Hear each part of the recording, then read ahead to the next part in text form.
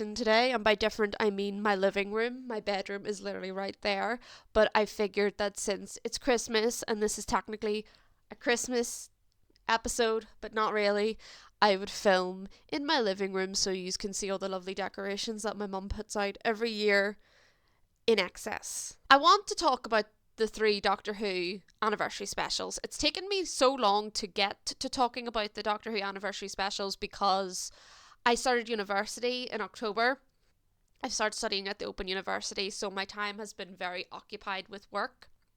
I would have put this video out a lot sooner if I'd had the time to film it, but I just haven't. So you're getting your belated Erin's thoughts on the 60th anniversary specials a couple of weeks late, very close to the Christmas episode, which comes out as when I'm filming this. It's coming out this Monday. It's Wednesday now, so I might do a video on that as well, so you might get 2 videos before the end of the year. Wouldn't that be amazing? 2 Erin videos in a month. But let's not get ahead of ourselves. That might be too much to hope for. Before we get into this video, please, this is my opinion. This isn't in any means to attack your opinion if we think differently. This is just how I think and feel. I think that difference in opinion makes the world go round, and it's a beautiful thing. And if we all thought the same, then everything would just be so monotonous and boring. This is just how I feel about the 60th anniversary specials. If we disagree, that's fantastic. Let's talk about it in the comments. But please try not to get your back up about it, because I don't mean any harm. This is just how I feel about the specials, because I know that some of my opinions people are going to disagree with, which is fine. Disagreement is great. I love talking to people as long as they're nice about it in my comments, and if you agree as well, I love talking about that. But please just remember, my opinion means nothing in the grand scheme of things. It's just that Doctor Who means a lot to me, so I like discussing it on my channel, and I like talking about my thoughts and opinions. So keep that in mind, or at least try to. Thanks. We'll talk about the Star Beast first. I feel out of the 3 specials, the Star Beast was the weakest. It wasn't a great way to kind of start these anniversary specials, in my opinion. My friend was with me, and she loves Doctor Who as well. She grew up on Doctor Who just like I did, but she wasn't going to watch these 60th anniversary specials. It just so happened that she was in my house at the time of the episode airing, and I was going to watch it, so she was watching it, and she had to walk out for 5 minutes near the end because she was getting really annoyed by it.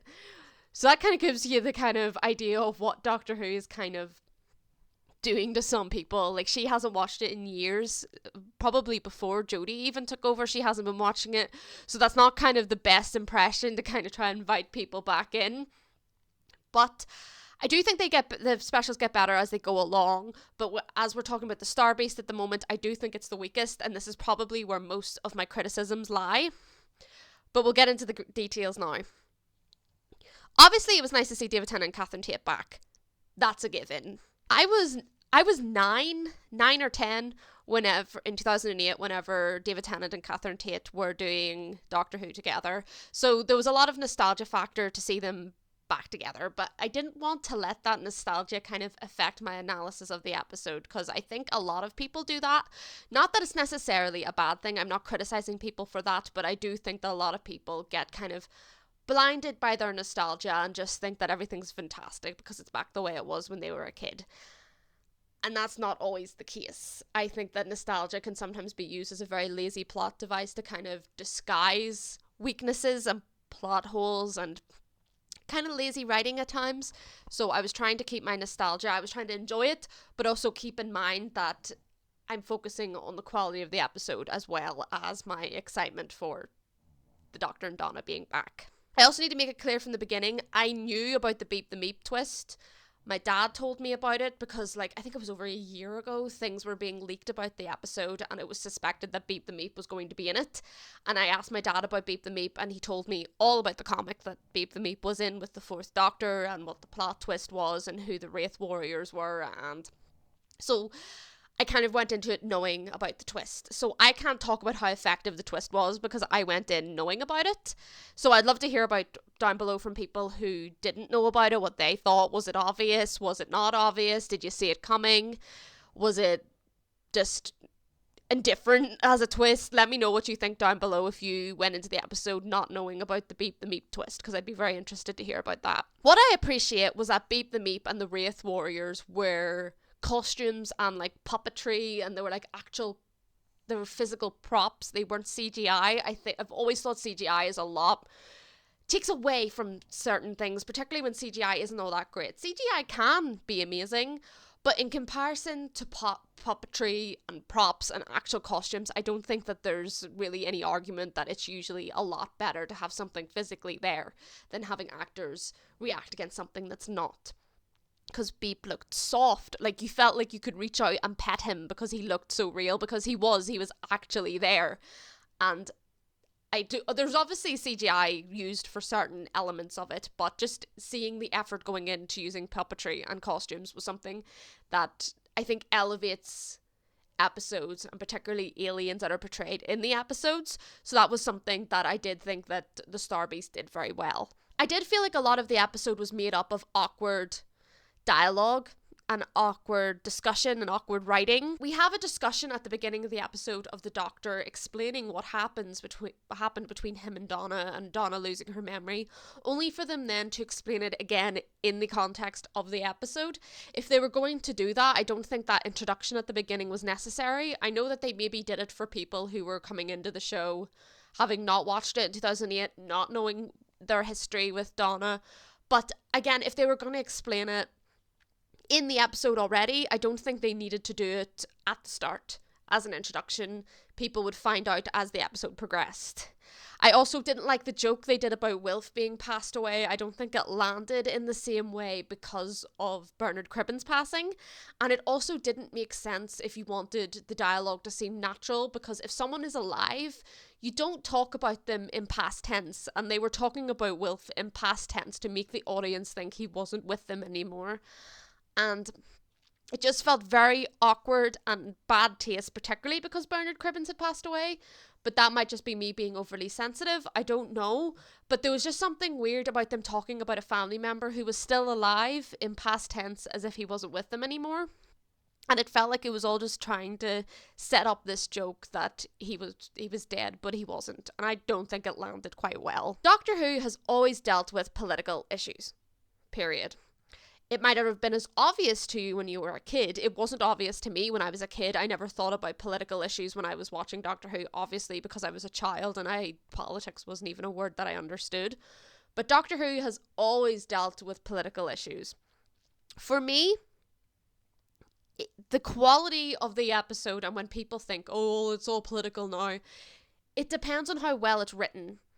Because in Jodie's era, a little bit in Capaldi's era, it was very much written badly. In my opinion, it was written badly, and that's what made people say, it's all political now, instead of maybe saying the politics are written badly into the episode, because I think that was the problem more than the politics themselves that they were discussing in the episode. It was how they were written into the episode. If you want me to slander Yasmin Finney for who she is, you aren't going to find that here. That's not what my channel is about. It has never been about what my channel is about. If you've watched my Barbie movie video, then you know that that is not what I'm about and not what I'm going to do. What I will say is that I think the politics could have been better woven into the story. Jodie's era in particular took a very kind of ham-fisted approach towards getting politics into the episode, like we discussed before. The male presenting Time Lord comment was what made my friend walk out. It just seemed unnecessary, and the comment didn't seem to like really contribute anything besides kind of insulting the Doctor a bit for being a male presenting Time Lord. And I don't think that kind of talk is going to really help people get on side for gender politics. And gender politics is a very modern political issue for Doctor Who to be addressing, because usually the issues they address in their episode are modern political issues. So I think gender issues is very much a topic that Doctor Who should tackle, and is something that could be tackled well if they weren't taking the approach of let's insult male presenting people, because that's kind of what it struck to me. And I actually made a non-binary joke whenever they kept saying binary, binary, binary, and then I went non-binary, and then they actually did it, and it was a bit like, And it was quite predictable because I was able to make a joke about it. And I don't think Yasmin Finney, I'm not going to make a definite claim, Yasmin Finney isn't non-binary. I'm pretty sure her pronouns are she, her. So I don't know why she said she was non-binary. Doesn't, unless her character's non-binary. I don't know. But I don't know anything about their identity, so I can't make any claims on that. It just didn't really make sense to me. And it's a shame because, like I say, gender issues are a very modern political topic that could be tackled very well in Doctor Who. I just don't think they did it well in The Star Beast. The easy fix of Donna's memory was upsetting for me. Donna losing her memory in 2008 was such an emotional time. Like, it had me in bits. It was so sad. Wilf saluting the Doctor and telling him, "I will look up in the sky on her behalf for you," was such an amazingly written, emotionally traumatizing moment for people who watched the show, that to have them pretty much just click their fingers and there's a code that you can say that made her remember everything in the end, it just seemed very, it just kind of shat on it, in my opinion. It was just kind of like, oh, it was never that like big a deal. If we needed to, we could have set a code and she could have got her memory back. It would kill her, but it is that easy. And it just, I don't know, it just felt a bit, just made it kind of like, it felt like her losing her memory and all that emotional stuff we went through, it just kind of made it feel a bit pointless. And everything that the Doctor and Wilf endured at the end of time to try to stop her remembering, it seems like it was all irrelevant and pointless as well. And the parallel that they tried to force in the ship of the glass between the Donna and the Doctor, and trying to be like, oh, this is like her and Wilf. Why does a ship's control room have a glass door that descends and separates you from important console buttons that you have to press all in certain succession? That's not practical. It just could have been better written if that's what they wanted to do. If they wanted to create a parallel like that, they could have written it better. But it as it was presented in the episode, it didn't make sense. I'm not a fan of the new TARDIS interior either. I think it's very barren looking. I've always been more of a fan of the warmer interiors, kind of like Christopher Eccleston and David Tennant's interiors. I loved the 7th and 8th Doctor interior in the 1997 movie. I think that's amazing. I love that one. It looks so warm and cozy, like you could live there, because the companions do live there. And I think making it look so barren just kind of makes it seem kind of cold and unwelcoming. And it just seems so empty. Like, it's huge, but it's empty. The 11th Doctor's first interior was massive, but it was warm and it was full and there was things to look at. Whereas this new one just looks kind of, like I say, empty. Like, there's nothing to really do. Like, David Tennant was running around it, but like there was nothing like really to stop and look at, or there wasn't even a seat. Like, there was nowhere to even sit down. That is just my own personal taste, though. I know that everyone has their own opinions on the TARDIS interiors, and the kind of white barren interior does call back to kind of like the earlier TARDIS interiors from the classic era, and I do appreciate that. I just feel like there could have been a little bit more added to make it seem less like an empty room. There wasn't anything in the Starbase that kind of screamed 60th anniversary celebration to me either. 18th anniversary? Absolutely. But if Beep the Meep and the Wraith Warriors weren't in this episode, then there wasn't anything to do with the 60th anniversary, like 60 years of Doctor Who in this episode. They were like Beep the Meep and the Wraith Warriors. I don't even know if they could be included as classic era elements because they were in a comic, and if people were just fans of watching the 60th, like the 60 years of the show episode wise, then they wouldn't know who Beep the Meep and the Wraith Warriors were either. The Power of the Doctor last year, Jodie's regeneration episode, it felt more like a 60th anniversary episode, and I figured that might be the case because of all the Doctors showing up and all the costumes being used and things like that. And I said last year, I was like, this seems like a 60th anniversary episode, and it made me worried about the actual 60th anniversary, and I feel like I was right about that. It's unfortunate, but it's just how it ended up being. I also hate that the TARDIS was taken out by coffee. I know it's supposed to be funny, and I know maybe I'm just a heartless person who doesn't have a sense of humour, but I just don't like it that this amazingly complex machine that makes you travel in time, that's grown by Time Lords and is so like beyond human comprehension, can be taken out by coffee being spilled on it. I suppose laptops and PCs can be destroyed by liquids being spilled on them, but laptops and PCs aren't the TARDIS, the ultimate time traveling machine. Do you get what I'm saying? It just seemed like a kind of pathetic plot point to kind of get them to travel somewhere that they didn't mean to. If the Doctor and the Donna reuniting was enough for you and thus you enjoyed the episode because of that, I'm really happy for you. I wish I could have been the same. I just needed a little bit more from the Star Beast personally. This was the 60th anniversary year and this episode just felt like any other year, any other episode to me with Donna returning. You know, it's unfortunate, but that's how I felt about the Star Beast. Now let's talk about the Wild Blue Yonder. The Wild Blue Yonder was much better than the Star Beast in terms of dialogue and overall writing in general. However, I don't know why they were so secretive about this episode. I thought because the way that they were trying to hide what was in this episode in the trailers and in all the advertising material, I thought that there was going to be something really, really big in it. And I think that was a common opinion amongst people. I think a lot of people thought that there was going to be something big and important in this episode that they didn't want to give away, and that's why they were hiding it behind static and kind of computer errors and things. And it just didn't turn out to be the case. I spent the entire time watching it going, when is this secretive element going to show up? And it didn't. There was nothing. It was just another episode that kind of was similar to Midnight in many ways, but had its own, in my opinion, had its own kind of spin on it, that it wasn't just a rehashing of Midnight. But there was nothing there that kind of justified them being all, ooh, you can't know what's in this episode. Like, I find that very disappointing. And I think a lot of people were disappointed too. And I think Russell T Davies said that that was the kind of like the risk of being so secretive about the episode, was that people were expecting something and they didn't get anything that they were expecting. And I'm not sure why he did it. I don't know if he ever explained why they chose to advertise it like that.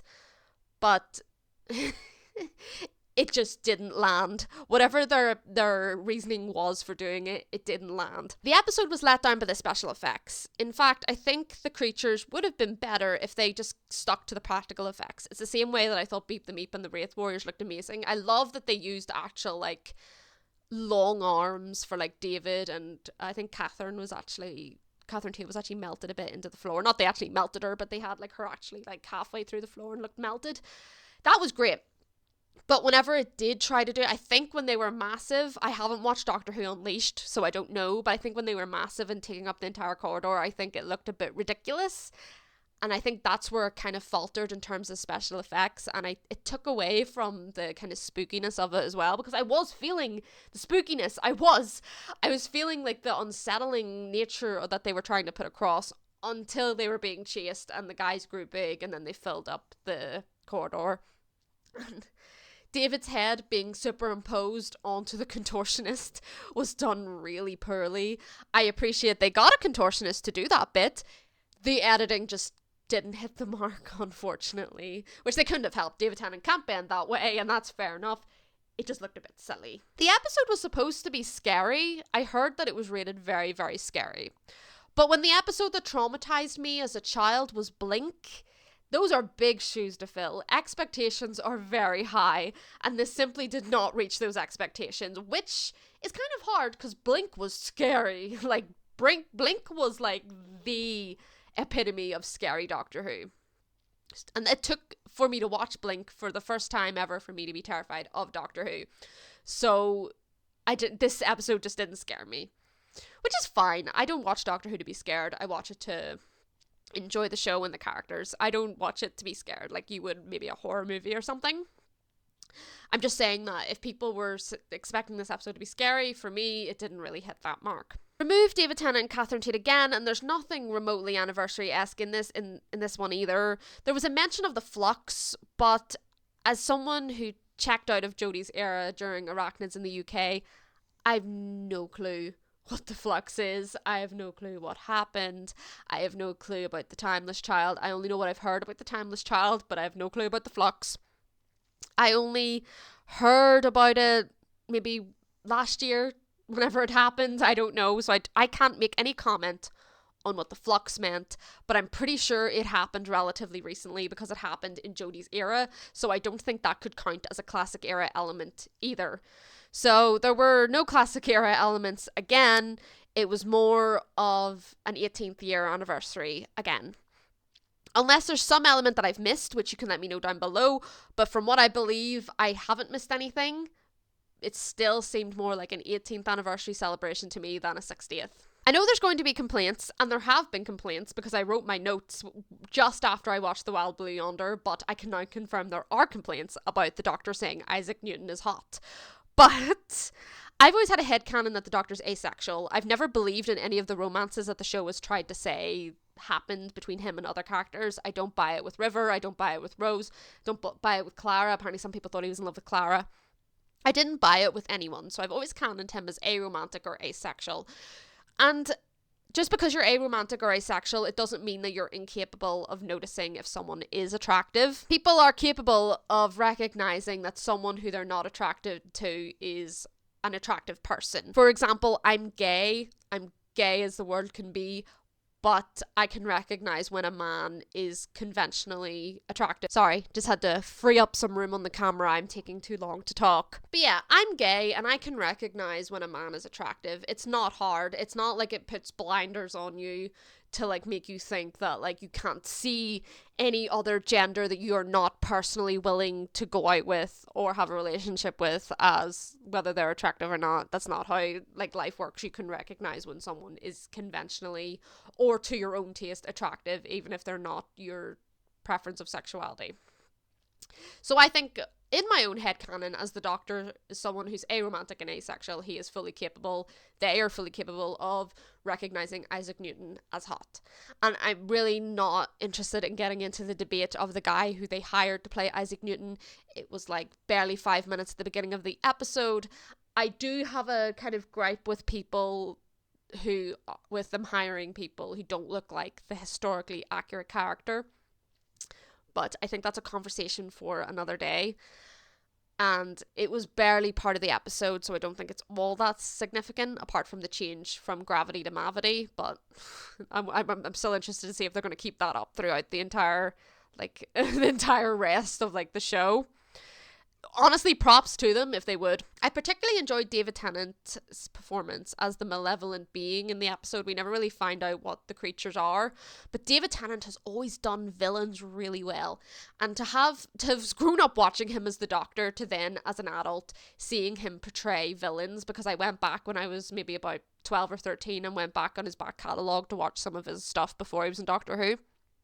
And seeing him portray villains was very galling because he was so good at it. There's this program called Secret Smile, and it near ruined my ability to watch Doctor Who because of the type of guy he played in that TV series.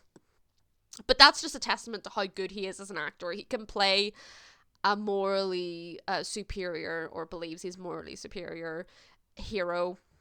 And he can also play an absolute degenerate, because that guy in Secret Smile was an absolute degenerate. The episode was a little bit predictable because I was able to see some elements coming. Like when the Doctor left the room and then immediately came back in, I was a bit like, why is he immediately back in the room? And whenever he sat down and started talking to Donna, and then Donna was talking to the Doctor, I was just like, in the other room, I was just like, oh, okay, something's happening here. It was creepy. I will admit it was creepy, but I immediately knew that something was up. Maybe that's what they wanted. Maybe they didn't want it to seem like it was actually the Doctor who came back in and spoke to her.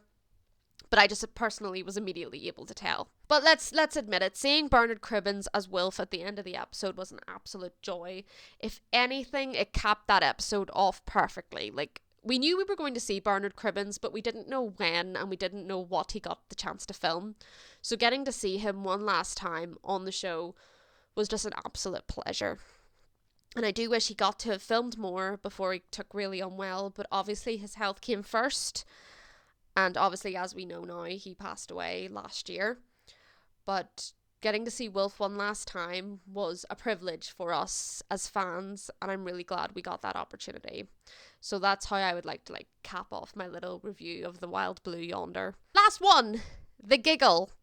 I don't really know how to feel about the giggle, to be honest. It's been a week and a half since the giggle, and I'm still not sure on what my feelings on it are. It was great to finally see some elements from the classic era referenced. It shouldn't have taken 3 episodes, But I'm glad it finally happened. I haven't watched a whole lot of episodes with Bonnie Langford or Mel in it, only Dragonfire, because that was the introduction of Ace, but we won't get into that. And I watched a little bit of Trial of the Time Lord, but genuinely I was just pleased to see someone from the classic era in the programme. An actor, I mean, like an actual actor from the classic era, no like talking about it or referencing. She was actually there. That was fantastic, and I was really relieved that we finally got something from the classic era, given like reference and given its dues. Seeing characters like Mel will encourage new Who fans to go back and watch classic era episodes because they'll want to see what adventures she was part of, and now that it's on BBC iPlayer, it is so much more accessible for people to go back and give the classic era the appreciation it deserves as well. So that's why it's so important to include people like Bonnie Langford and like last year Sophie Aldred and the woman who played Tegan, her name is escaping me, but the woman who played Tegan as well. Just getting to see those characters, Jeanette Fielding, getting to see those people in the show will encourage new Who fans to go back and watch the classic era, and you absolutely should. You should at least give it a try. It's not for everybody, but I do believe it's worth giving a shot because you never know what you'll find and what you'll end up loving. Unfortunately, it's not as easy to go back and watch The Celestial Toymaker. 3 out of 4 of the episodes of The Celestial Toymaker were lost because the BBC used to enforce a practice that involved deleting archived programmes for reasons that included lack of space, security of materials, and a lack of broadcasting rights. These were all from the Hartnell and Troughton's era, spanning the first 6 years. 97 out of 253 episodes were lost, and I am devastated about that because Patrick Troughton is my favourite Doctor. I love his adventures. I love him particularly with Jamie and Zoe, and just the fact that I can't watch a whole load of his episodes is devastating to me. Like, I pray for them to find more, but it's very difficult. But they are found in the weirdest of places. What we saw in the giggle was some of the remaining footage, presumably of the episode that remains. Audio of the story survived, and I think they're working on an animation at the minute, although the animation style that they've shared doesn't look great. If I had to choose between them leaving it alone and using that animation style, I would rather they left it alone, but we won't, like, they're going to do it anyway, so what does my opinion on that really matter? So it was great to see the callback to Hartnell's era and getting to see Hartnell. That's what I assume the footage from the remaining episode is from. Just getting to see classic elements was just so worth it. Thank you, finally. Hartnell doesn't get enough credit from New Who, and I don't include Twice Upon a Time because that was more of an insult to the first Doctor than an actual adulation of him. Hartnell and Patrick Troughton laid the groundwork for the show that we know and love. It wouldn't be here today if William Hartnell hadn't portrayed the character as well as he did, and got the audience in and captivated by the stories. And if Patrick Troughton hadn't sold the role so well as a character who could change his face but was the same man, then the show would have died on its arse whenever they first introduced Regeneration. Those two people do not get enough credit for getting the show's audiences enraptured, and I wish that they were given more credit. I wish we could see more of them given the flowers they deserve. I'm going to say something controversial here. Neil Patrick Harris was okay. It's become hard for me to see him as anything other than Barney Stinson, and watching him do the Celestial Toymaker kind of felt like Barney Stinson doing an act to get a woman into bed. Because that's what he did on the show of How I Met Your Mother, where he played Barney Stinson. Unfortunately, I don't think he's been able to shake that show off. It's like whenever something becomes really, really popular that you were a part of, it's all people see you as. Like when people see Daniel Radcliffe, they like, oh, there's Harry Potter. That kind of thing. I don't know if that's really a comment on his performance. It's unfortunately just how I perceived it. And I wish it hadn't been that way, but it was. I couldn't help thinking that through the entire episode. Again, like I said, I don't know anything about the Flux or the Timeless Child because I didn't watch Dodie's era. I did find the puppets of Amy, Clara, and Bill bloody adorable. Oh my god. Like, I loved to have seen more companion puppets. Like, obviously it only made sense for them to do Amy, Clara, and Bill, but I would have loved to have seen like a Martha puppet, an Ace puppet, like a Rose puppet, maybe a Jamie and Zoe puppet. But obviously that wouldn't have made sense. I'd have bought a puppet of Ace, okay? I want them to make little merch puppets from the 60th anniversary. I would buy that in an instant, okay? I wouldn't even second guess it. They're having trouble with merch at the minute. Make the puppets. I want the companion puppets. It felt very much like old New Who when they were in the unit headquarters building. The only problem is that unit is supposed to be a secret organization. I don't know if this was maybe explained in Jodie's era, but they were supposed to be a secret organization because aliens are supposed to be a secret. So why do they have a big ass building in the middle of the city that has a unit plastered on the building? It doesn't really make much sense. Again, maybe it was explained in Jodie's era, maybe because aliens have become more prominent and the general public know about it more. Maybe that's why they have a big building in the city. I don't know. But I think it would have been a perfect opportunity for them to maybe have introduced Martha into the classic era, but maybe Rima Adjman wasn't busy, or maybe they didn't even ask her. I don't know. And I miss the red berets. For God's sake. I'm sure there are people who thought the red berets were dumb, but I had my own red beret. It came with my Doctor Who's Adventure magazine, and I loved it, and I loved the red berets. I'm kind of sad that they're not there anymore. Donna being attacked by the puppets was really funny. And again, because they were actual puppets most of the time, it looked a lot better than the CGI elements that they used in The Wild Blue Yonder. I didn't like the idea of bi-regeneration at the beginning. This all leaked ages ago. I heard that this was happening months ago. And when I heard that there was going to be David Tennant wasn't going to regenerate and there was going to be 2 TARDISes because someone would get rewarded by the Toymaker, I thought, oh my god, that sounds awful. And I'm still not 100% happy with it. It doesn't sit well with me. The happily ever after thing with Donna is definitely something that I don't like. It's blatant favoritism to Ten's doctor. It's a bit of a slap in the face to the other doctors to kind of imply that he is more important and more worthy of a rest or a break than all the others, and he went back to this face in particular because this face in particular deserves a rest, or whatever it was they were trying to say. I didn't fully understand it. I just think that it was weak reasoning. It was an excuse not to make David Tennant regenerate, and it didn't really stand on its own. It was very... I think it was just very obvious that they were trying not to make David Tennant regenerate, and they were trying to give him this silly happily ever after with Donna. I didn't like it. But I also didn't like the Metacrisis doctor living happily ever after with Rose either in the parallel world. Maybe I'm just a cynical bitch. I don't know. Maybe I just don't like happily ever afters. Maybe this is a me problem, and I very much would believe it's a me problem, but I didn't like that element of it.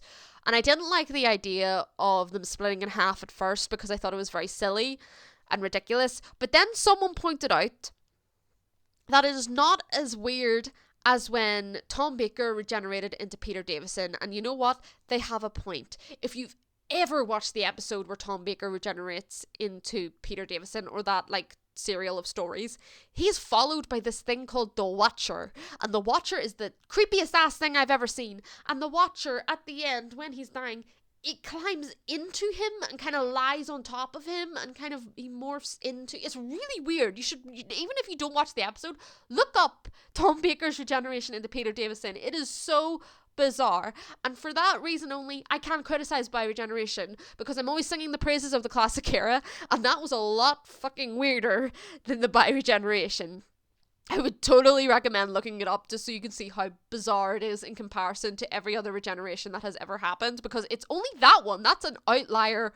This Watcher never shows up again.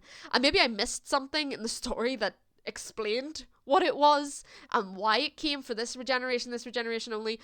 But I don't think I missed anything. Could be wrong. Let me know in the comments down below. I am liking Shooty a lot. Obviously, we only got to experience him at the end of the giggle, and there are some clips already of the church on Ruby Road. That's what it's called, isn't it? Yeah, the church on Ruby Road. But I am liking him already, and I'm already jamming out to the Goblin song. At this point, I don't know if it's Christmas #1, but the fact that it's a contender for Christmas #1 is just absolutely hilarious. And honestly, I think he might be the breath of fresh air that the show has needed. And the fact that the show is getting a fresh start is something that I'm really looking forward to and really excited to see. I will be watching the Christmas special. I don't know if I'll be watching it on the day. I don't know if I'll get a chance to watch it on the day, or I'll maybe watch it the day after or something like that. I don't know yet, but I do absolutely intend to watch it, and that's purely because Shooty has he's bought. I want to see him. He did so well. I want to see more of him. So my overall thoughts. I didn't find these episodes particularly celebratory of 60 years. They did this kind of thing at the end of the giggle where they kind of talked about some stuff, like they talked about Sarah Jane and things like that, but I don't think they've ever heard of Show Don't Tell, but like just having them like talk about certain things in the TARDIS doesn't have the same impact as actually showing us. I know Elizabeth Sladen's passed away and that's impossible, but I mean like all the other elements they talked about, they could have done something to kind of show us. So I don't think that they did quite well in making these episodes a celebration of 60 years. The purpose of them was to be 60 years celebration of Doctor Who, and I think they failed in that. If I were to rank them, I would say the weakest was the Star Beast. The second middling one was the Wild Blue Yonder, and then my favourite was the Giggle. In general, they were harmless, and the quality has been raised. The quality has been raised, and you can see that there is a bit of a bigger budget. But I'll remain wary for now. Just carefully skeptical still. I'm excited to see Shooty, and I will be watching The Church on Ruby Road for sure. But I don't want to get my hopes up just yet because I've done that before and then I've been burned. So I'm going to be careful with how I feel. Just for the moment. But what did you think of the 3 Doctor Who 60th anniversary specials? Did you like them? Did you hate them? Do you agree with me? Do you disagree with me? Let me know down below. Like, comment, and subscribe. Check out my book if you want. It's an Amazon Kindle exclusive. If you have Kindle Unlimited, it's free. So why not check out something that's free? Don't do that if you don't want to. I don't want you there if you don't want to be there. And remember, even if you don't like Shooty's casting, don't send hate to him. No one deserves hate for being cast onto a program, okay? If you don't like it, just don't interact with it, okay? Because no one deserves that kind of hatred in the world. And I think, from what I've seen of Shooty, he seems like a pretty cool guy, so keep that in mind, and Merry Christmas. I probably won't see you until after Christmas is over, and I'm not going to make any promises that I'll upload another video before the end of the year. So if you don't see me again, Happy New Year 2024, guys. 10 years since 2014. Oh my god. Oh lord. I don't know about you guys, but I feel really fucking old. So Merry Christmas, Happy New Year. I hope you all have a fantastic time, even if you don't celebrate Christmas. Happy holidays, season's greetings. Hanukkah, has Hanukkah happened? Happy Thanksgiving, what the hell, Easter, New Year, summer holidays, all of it. And I'll see you maybe in the new year, maybe before that. I don't know yet, guys. Alright, bye-bye.